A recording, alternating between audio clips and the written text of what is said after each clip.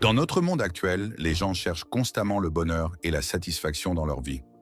Mais vous êtes-vous déjà demandé pourquoi certaines personnes mènent des vies pleines de misère et de malheur?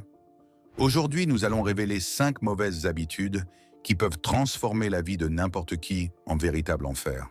La vérité, c'est que la misère et le malheur ne font pas de distinction. Ils touchent des personnes de toute classe sociale, âge et culture. Qu'une personne soit riche ou pauvre, célibataire ou mariée, jeune ou âgée. Ce qui pourrait vous surprendre encore plus, c'est que les personnes malheureuses partagent souvent plusieurs habitudes communes, que nous chercherons à comprendre et analyser en profondeur aujourd'hui. Après avoir regardé cette vidéo, vous serez davantage conscient de ces habitudes destructrices et mieux préparé à éviter de tomber dans le piège du malheur. Premièrement, nourrir la misère et le malheur. Vous êtes-vous déjà demandé pourquoi certaines personnes semblent toujours plongées dans le désespoir et la frustration? La raison réside dans leur tendance à nourrir ces émotions négatives en eux. Elles donnent la priorité aux pensées négatives et se nourrissent de paroles de désespoir comme si c'était leur nourriture spirituelle. Pouvez-vous imaginer quelqu'un choisir volontairement de rester dans un état de désespoir? Bien sûr que non. Mais la dure réalité est que beaucoup de gens, inconsciemment, se complaisent dans cet état. Sans même s'en rendre compte, ils sont attirés par tout ce qui confirme à quel point le monde est misérable et sombre. Les réseaux sociaux et les médias jouent ici un rôle majeur. Les algorithmes de ces plateformes amplifient souvent les préférences des utilisateurs, et les personnes malheureuses se tournent généralement vers les mauvaises nouvelles, les conflits et les contenus futiles.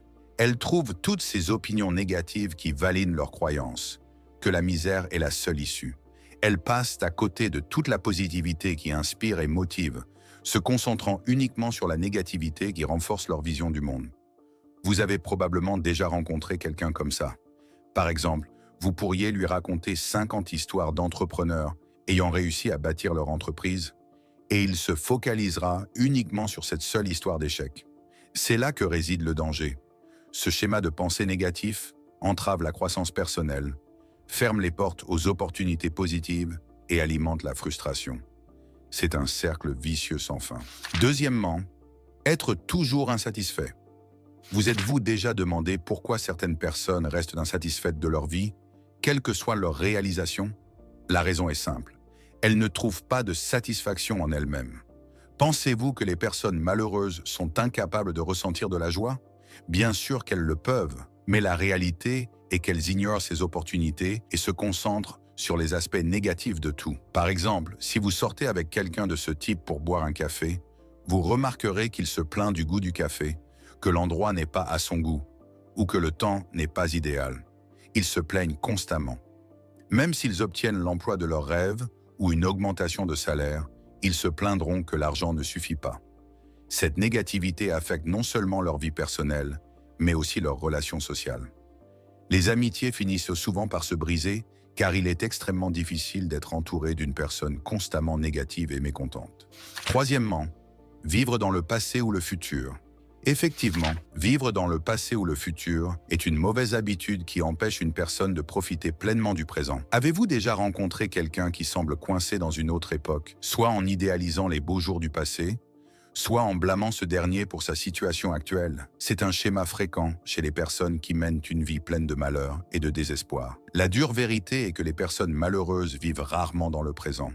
Elles s'accrochent soit à des souvenirs du passé, se remémorant des moments de bonheur et de succès tout en les regrettant, soit elles blâment le passé pour tout ce qui ne va pas dans leur vie actuelle. Vous avez peut-être déjà croisé quelqu'un qui idéalise sa jeunesse et dit « c'était de belles années », mais qui ne fait aucun effort pour recréer ces moments dans le présent. Et si elles ne sont pas dans le passé, elles rêvent du futur, aspirant à des jours meilleurs qui ne sont pas encore là, croyant que le bonheur réside uniquement dans les jours à venir. Ce qu'elles ne réalisent pas, c'est que vous n'obtiendrez pas les résultats que vous désirez en vous concentrant uniquement sur le résultat final, mais en vous concentrant sur les habitudes et comportements quotidiens qui vous y mèneront. Quatrièmement, ne pas célébrer les succès des autres.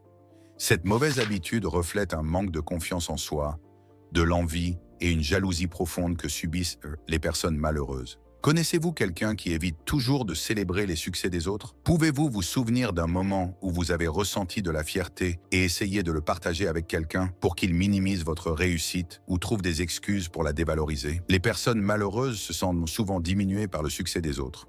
Au lieu d'être heureuses pour quelqu'un, elles commencent à blâmer les circonstances ou à énumérer les obstacles qu'elles pensent que cette personne rencontrera dans le futur. Souvenez-vous toujours, mon ami, la haine et l'envie sont comme du poison. Si vous les libérez, elles détruisent les autres.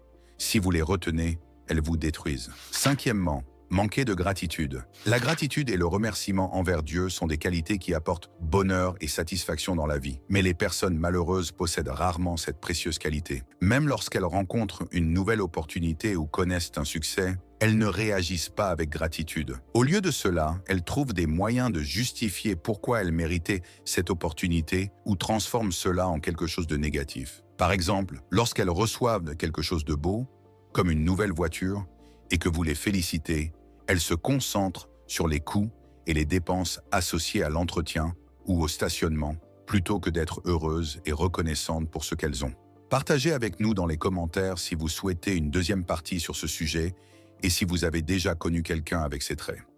N'oubliez pas de laisser un like si vous avez aimé cette vidéo et assurez-vous de vous abonner et d'activer la cloche de notification. À bientôt dans la prochaine vidéo.